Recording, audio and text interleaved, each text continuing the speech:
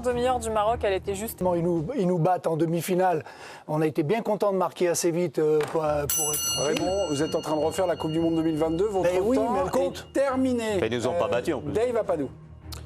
Non, mais quand Étienne parle des favoris, il a raison de resituer ce qu'on appelle les favoris arithmétiquement.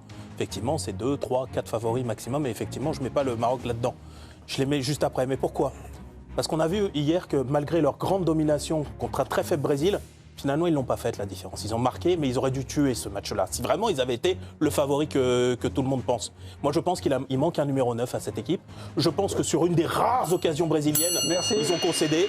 Merci. Donc non, c'est pas le grand favori que vous le pensez. Le super duel, voilà, vous avez un petit peu débordé. Président, à vous de jouer. C'est un oui ou c'est un non ? Moi, je dirais plutôt vers le non, mais c'est très proche du favori. Mais ça reste pour moi un vrai outsider, quoi. Mais les favoris, je ne les mets pas encore dedans, quoi. Ok. Un peu ce qu'a dit Étienne et Dave, quoi. Appuyons-nous sur le propos de Raymond il y a quelques minutes. Raymond, vous avez dit en 2022, ils étaient bien demi-finalistes.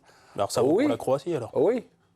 Mais la façon dont ils sont arrivés en demi-finale, en défendant bloc bas, en refusant un peu le jeu, hier, j'ai vu hier une transformation, une progression collective dans le football.